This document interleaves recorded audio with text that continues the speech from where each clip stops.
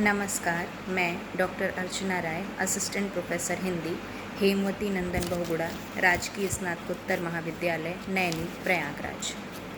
आज का मेरा यह व्याख्यान पाश्चात्य काव्यशास्त्र से संबंधित है और इसका सब टॉपिक है अस्तित्ववाद। अस्तित्ववाद क्या है? सबसे पहले आइए हम जानते हैं कि अस्तित्ववाद क्या है।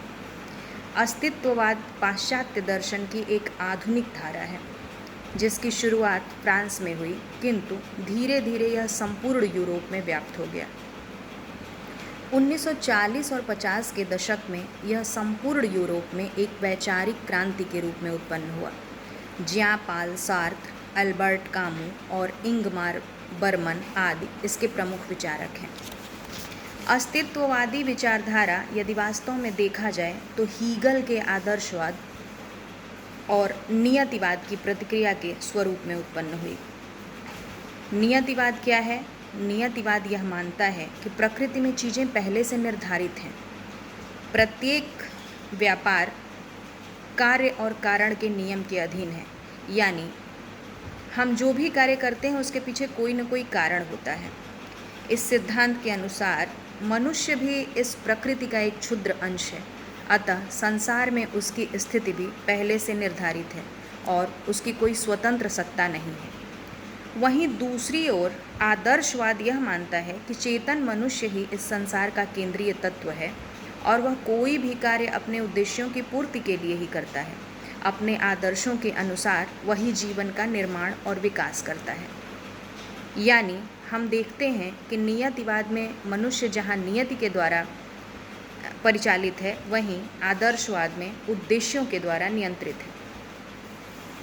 अस्तित्ववाद इन दोनों सिद्धांतों को मानव के व्यक्तित्व और उसकी स्वतंत्रता पर कुठाराघात बताता है। अस्तित्ववाद क्या कहता है? अस्तित्ववाद का सर्वप्रथम उद्गम जर्मन दार्शनिक हसरेल व हेडेगर और डेनिश चिंतक कीरकेगार्ड के विचारों में मिलता है, किंतु इसे वास्तविक ख्याति 19वीं शताब्दी में फ्रांस में ज्यां पाल सार्त्र के साहित्य के माध्यम से मिली। इसका प्रभाव दार्शनिक क्षेत्र से अधिक साहित्य और कला के क्षेत्र में पड़ा। यह मनुष्य केंद्रित दृष्टिकोण है, अर्थात संपूर्ण जगत में यह मनुष्य को सर्वाधिक महत्व प्रदान करता है। मनुष्य से बढ़कर कोई चीज़ नहीं है। अस्तित्ववादी ईश्वर के अस्तित्व को भी नकारते हैं। ईश्वर के अस्तित्व को नकारते हुए सार्त्र मनुष्य को पूर्णतया स्वतंत्र सत्ता मानता है। चूँकि प्रत्येक व्यक्ति अपने अस्तित्व का अनुभव करता है, उसमें स्वतंत्रता की चेतना होती है, इसलिए मनुष्य का वास्तव में अस्तित्व है, जबकि अन्य पदार्थ और गुण सारभूत हैं।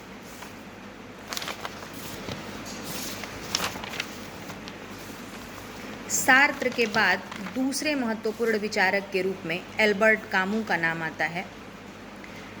अस्तित्ववादी विचारक केवल सत्य का ही अस्तित्व मानते हैं, संभाव्य का नहीं। इनके अनुसार केवल होने और अस्तित्ववान होने में अंतर है और अस्तित्ववान होने के लिए चयन की स्वतंत्रता अत्यंत आवश्यक है। अस्तित्ववादी क्या कहते हैं? अस्तित्ववादी चयन की स्वतंत्रता पर बल देते हैं, अर्थात कई विकल्पों में से सर्वश्रेष्ठ विकल्प का चयन जब व्यक्ति किसी बाहरी दबाव में न आकर अपनी अंतरात्मा के अनुसार करता है, तो यह चयन की स्वतंत्रता है। चयन की स्वतंत्रता क्या है? जब बहुत सारे विकल्प हमारे समक्ष मौजूद हों और हमको उसमें से किसी एक विकल्प का चयन करना हो, तो प्रायः मनुष्य की कोशिश यही रहती है कि सर्वश्रेष्ठ विकल्प का चयन किया जाए। तो इस सर्वश्रेष्ठ विकल्प का चयन हम अपनी बुद्धि और अपनी अंतरात्मा के अनुसार करें, न कि किसी बाहरी व्यक्ति के दबाव में आकर। यह चयन की स्वतंत्रता है। यह स्वतंत्रता पशुओं को प्राप्त न होकर केवल मनुष्यों को ही प्राप्त है, किंतु इसका मतलब ये नहीं है कि सभी मनुष्य इस स्वतंत्रता का उपभोग करते हैं। जो मनुष्य इस स्वतंत्रता का उपभोग करता है, केवल उसी का स्वतंत्र अस्तित्व माना जा सकता है। बाकी सभी लोग तो भीड़ चाल के शिकार हो जाते हैं और भीड़ में खो जाते हैं। अस्तित्ववान बने रहने के लिए एक और चीज़ आवश्यक है।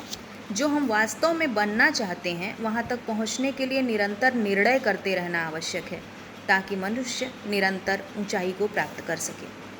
अस्तित्ववादी व्यक्ति के अनुसार अस्तित्ववादी व्यक्ति के अस्तित्व पर अस्तित्ववादी विचारक जो हैं व्यक्ति के अस्तित्व पर वातावरण और परिस्थितियों का प्रभाव न के बराबर मानते हैं। अर्थात यह सत्य है कि व्यक्ति परिस्थितियों का चुनाव करने में स्वतंत्र नहीं है, किंतु परिस्थिति विशेष के प्रति अलग रुख अपनाने में जरूर स्वतंत्र है। इसका क्या अर्थ है? इसका यह अर्थ है कि विभिन्न परिस्थितियां और वातावरण व्यक्ति की इच्छा पर निर्भर नहीं करते। हम यह तय नहीं कर सकते कि परिस्थितियां कैसी हों, हमारा वातावरण कैसा हो, हम किस घर में उत्पन्न हों और हमारे आसपास का परिवेश कैसा हो। यह स्वतंत्रता हमको नहीं प्राप्त है, लेकिन हमको यह स्वतंत्रता जरूर प्राप्त है कि हम जिस परिवेश में रह रहे हैं, जिस वातावरण में रह रहे हैं, उस वातावरण या उस परिवेश के प्रति किस प्रकार का रुख हम अपनाते हैं, यह हमारी स्वतंत्रता पर, हमारी बुद्धि या विवेक पर निर्भर करता है। सार्त्र कहते भी हैं कि मैं अपने भविष्य का निर्माता स्वयं हूँ। अस्तित्ववादी प्रत्येक क्षण को महत्वपूर्ण मानते हैं। यह अस्तित्ववाद की एक महत्वपूर्ण विशेषता है।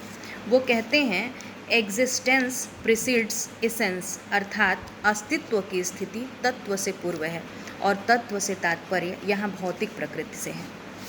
जूलियन बेंद्रा अस्तित्ववाद को भाव और विचारों के प्रति जीवन का विद्रोह मानते हैं, अर्थात जीवन यहाँ वरीय है और भाव और विचार गौण। जीवन से इम्पॉर्टेंट, जीवन से महत्वपूर्ण कुछ भी नहीं है। ये विचार या प्रत्यय की अपेक्षा व्यक्ति के अस्तित्व को अधिक महत्व देते हैं। सारे विचार या सिद्धांत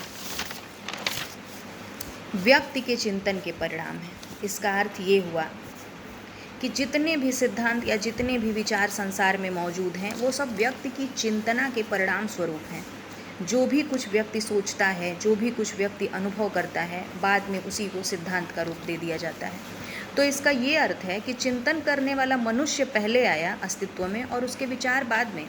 हम ये नहीं कह सकते कि पहले सिद्धांत आए और उसके बाद जो है हमको उस पर सोचना पड़ा या सोचने को मजबूर किया गया, क्योंकि जब तक मनुष्य नहीं रहेगा, जब तक वो सोचेगा नहीं, तब तक सिद्धांतों का निर्माण हो ही नहीं सकता। अस्तित्ववादी ये मानते हैं। तो अस्तित्ववाद ये कहता है कि चिंतन करने वाले मनुष्य का अस्तित्व पहले है और बाकी विचारों का अस्तित्व बाद में है। मनुष्य का अस्तित्व प्रमुख मानते हैं अस्तित्ववादी और विचारों का अस्तित्व गौण मानते हैं। दूसरों द्वारा बने बनाए रास्ते पर चलने की बजाय प्रत्येक मनुष्य अपने लिए सिद्धांत बनाने को स्वतंत्र है। जरूरी नहीं है कि पहले से जो भी बनी बनाई चीज़ें हैं हम उन्हीं रास्तों पर चलें और बाकी नया कुछ भी ना करें। इसलिए हमको अपना रास्ता स्वयं चुनना चाहिए। हमको यह स्वतंत्रता प्राप्त है। इनका यह दृष्टिकोण, यानी यह दृष्टिकोण कि हमको बने बनाए सिद्धांत की बजाय स्वयं अपने रास्ते चलाने चाहिए, अपने रास्ते तलाशने चाहिए, इनका यह दृष्टिकोण परंपरागत, सामाजिक, नैतिक, शास्त्रीय व वैज्ञानिक समस्त सिद्धांतों को अमान्य करार देता है। यह विचारधारा मनुष्य की अवश्य व निरुपाय स्थिति से प्रारंभ होती है। अवश्य और निरुपाय स्थिति का क्या तात्पर्य है? जब हमारा वश न चले किसी भी चीज़ पर, हम निरुपाय हो जाएं, हमारे सामने कोई ऑप्शन न बचे, कोई विकल्प न बचे कि हम क्या कर सकते हैं इस परिस्थिति में। इसको समझाते हुए वो कहते हैं, इसकी व्याख्या करते हैं कि चूँकि मानव जीवन का सबसे बड़ा अभिशाप मृत्यु है और दुख या मृत्यु को यदि हम जीवन के अनिवार्य अंग के रूप में स्वीकार कर लें, हम डरते हैं, हम मृत्यु से डरते हैं, हम दुख से डरते हैं, बीमारी से डरते हैं, किंतु यदि हम, और यह हमको पता है कि मृत्यु सबकी होनी है, जीवन में जो जिसका भी जीवन है, जो भी आया है इस संसार में, उसका अंत होना तय है। तो यदि हम दुख और मृत्यु को जीवन के अनिवार्य अंग के रूप में स्वीकार कर लेते हैं तो फिर भय का स्थान समाप्त हो जाता है, और जब भय का स्थान समाप्त हो जाता है तो व्यक्ति कुछ भी करने के लिए स्वतंत्र हो जाता है। इनका कहना है कि व्यक्ति दुख या त्रास की स्थिति में ही अपनी वास्तविक खोज कर पाता है, यानी अपनी अंतरात्मा तक पहुँचने के लिए दुख या संताप अत्यंत आवश्यक है। दुख या संताप हमारे जीवन में जब तक नहीं आते हैं तब तक हमें जीवन के वास्तविक अर्थों का पता ही नहीं चलता है। तो फिर सदैव हमें दुख और संताप या मृत्यु की स्थिति के स्वागत के लिए तैयार रहना चाहिए। और इनका ये कहना है कि जन्म और मृत्यु के बीच का ये जो अल्प समय है, उसी में मनुष्य को अपने जीवन को एक अर्थ देना है। यानी मनुष्य के पास बहुत थोड़ा सा समय है अपने जीवन को एक नया अर्थ देने के लिए। तो जब हमारे पास बहुत थोड़ा सा समय है तो उस थोड़े से समय में हम जो भी कुछ कर सकते हैं वो हमको करना चाहिए। हमको हाथ पे हाथ रख के बैठना नहीं चाहिए। देखा जाए तो यह चिंतन यूरोप की युद्धकालीन विभीषिकाओं के परिणाम स्वरूप उत्पन्न हुआ और आगे चलकर दो धाराओं में बट गया, ईश्वरवादी अस्तित्ववाद और अनीश्वरवादी अस्तित्ववाद। ईश्वरवादी अस्तित्ववाद यानी इस विचारधारा, ये पहली जो विचारधारा है, इसके प्रवर्तक मुख्यतः सोरेन किरकेगार्ड माने जाते हैं, जो जीवन की सार्थकता के लिए ईश्वर में आस्था और निष्ठा अनिवार्य मानते हैं, यानी ईश्वर के अस्तित्व को ये आवश्यक मानते हैं। दूसरी विचारधारा अनीश्वरवादी अस्तित्ववादियों की आती है, और जब अनीश्वरवादी अस्तित्ववाद की बात आती है तो इसके मुख्य विचारकों में Jean Paul Sartre, Martin Heidegger, Albert Camus आदि का नाम आता है। इन विचारकों ने मनुष्य को अकेला व निस्सहाय माना है। इनका ये कहना है कि ईश्वर है ही नहीं, यहाँ तक कि नीत्शे तो ईश्वर की मृत्यु की घोषणा करते हैं। और जब ईश्वर है ही नहीं, ईश्वर का कोई अस्तित्व ही नहीं है, तो मनुष्य अपने प्रत्येक कार्य के लिए स्वयं उत्तरदायी है।